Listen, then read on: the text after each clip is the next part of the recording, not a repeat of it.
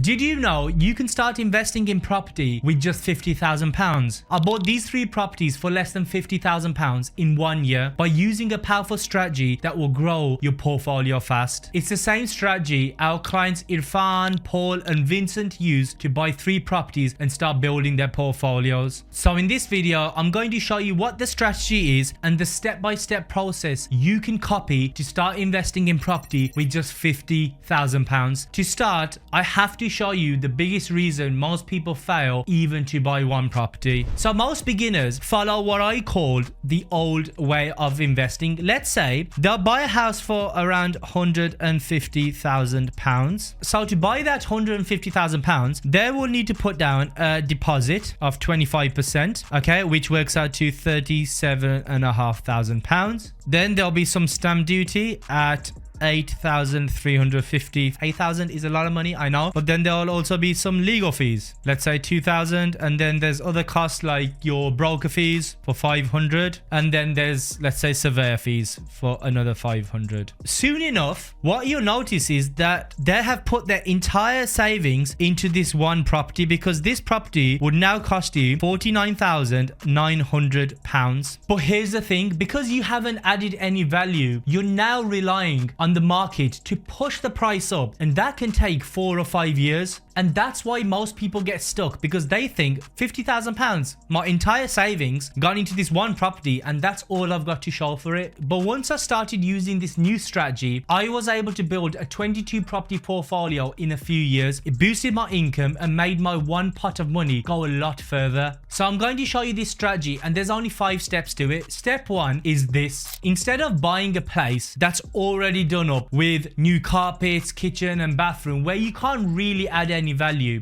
I did that on my first property and had to wait about 5 years before it moved in price. What you actually want to do is buy a rundown property like this we helped our client with. I'm talking old decor, a kitchen that barely works, and a bathroom you wouldn't even want to use. The more rundown the property, the better, because there's far less competition for places like this, and that's where you can buy at a genuine discount. And the bigger the discount, the more margin you've got to actually make money. We got that property for £45,000, around 25% under market value, simply because it needed a lot of work and put most people off. You'll find loads of these properties in the Northeast, which is where my company Talking Houses operates. We help people all over the UK get started hands-free at price points far lower than where they live. So realistically, to get started with £50,000, you need to be looking at areas where the purchase price is much lower. But either way, you want to find a property that's genuinely below market value, and the easiest way to do that is by finding rundown places everyone else ignores. But a discount on its own doesn't guarantee a good deal. The next step is what tells you whether there's enough room in it to make money from day one. So when you go grocery shopping, let's say Tesco, you don't fill your trolley up and then find out at the till whether you can afford it or not, right? It's the same thing with property. You need to start with the end in mind and know what that rundown property will be worth after you've fixed it up. So what we do is go on Rightmove and look for sold prices of similar properties within that postcode within the last 2 years. 2 years is ideal, but sometimes you can't find a property sold within that time frame. So then you can start going further back, but just remember, then the data is less accurate. For this property, we noticed that there was another 3-bedroom terrace sold in 2020 for £84,000, but it looked slightly dated. But another thing you want to check is the size of the property, and you can do that by going on the gov.uk website and look for the property's floor area, because 2 3-bedroom terrace houses can be worth very different amounts if one is a lot bigger. Our client's property was slightly bigger at 93 square meters, so we estimated that it's likely to be worth more than £85,000, especially as ours will be in brand new condition once we've refurbed it. So we bought the property rundown below market value, we've got our end value, and then the next step is refurbing the property. The whole point of the refurb is to add enough value so the property can actually justify that higher valuation without wasting money. You want the finish to match what other good properties in the area look like, maybe a touch better, but nothing crazy. Every penny needs to work. And one thing I had to learn early on is that you're not living in the house. It's not your dream home, it's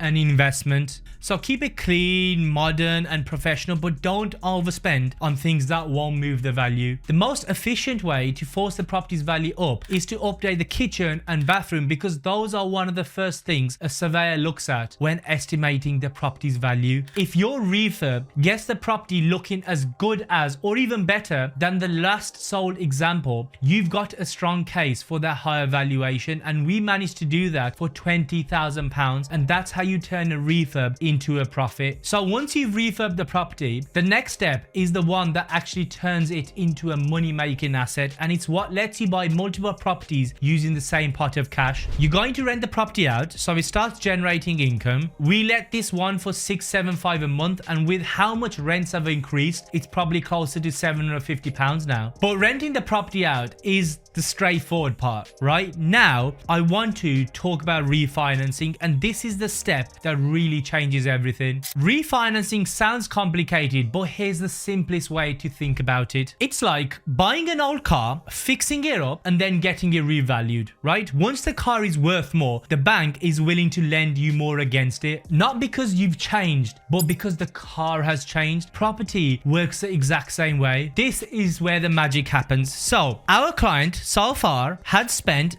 25% deposit on the £45,000, which is 11,250. There was a refurb cost, of course, so there was £20,000 spent on the refurb. He had to pay stamp duty as well. I don't really like stamp duty, but it's one of those costs you can't get away from. And then there were some legal fees, let's say £2,000. It was there or thereabouts. Then there were our fees, and our client paid us £7,995 for doing everything for them. The client didn't even need to visit the property because they were down south and busy with their own career, life, whatever. So we managed everything for them, including renting the property out. There's broker fees, which were £500. This is what our broker charges. And there was a bridging loan. And the bridging loan was for £3,375. So if you add all of this up, this works out to £47,365. If you only had £50,000,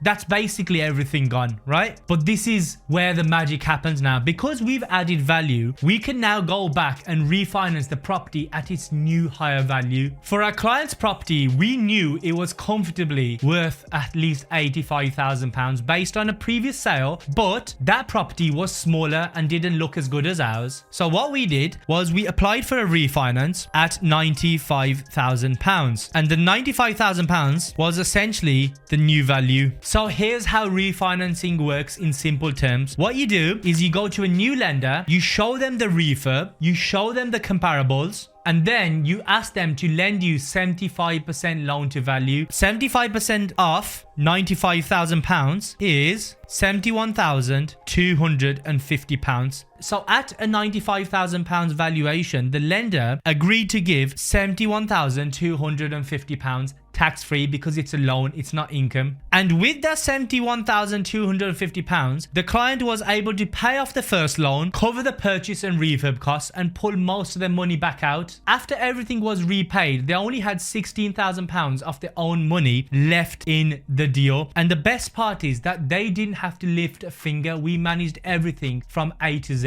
So think about that for a second. You now own a fully refurbed income-generating property that's gone up in value, and he only tied up £16,000 off your own money in the deal. Imagine saying you own a property and it only cost you £16,000. That's the power of this strategy called the buy, refurb, rent and refinance. So what our client did with the rest of the money, he's going to repeat the process with us where you rinse and repeat, and realistically he'd be able to get 3 properties with that £50,000. Now sometimes you're going to leave in more money in the deal, sometimes less. This property for our client left in £10,000 in the deal. This one was 18,000, another 10k here, £17,000 left in this deal. We've done hundreds of these now, but the point is that by using this strategy, you're going to be able to stretch your money pot a lot further than if you went down the traditional route of investing. So now you know how to invest in property with £50,000 and use it to buy multiple properties. But if you want to see what these deals actually look like and how the process works, I visit 24 of our projects in this video so you can see the types of properties that really make money. I'll see you over there.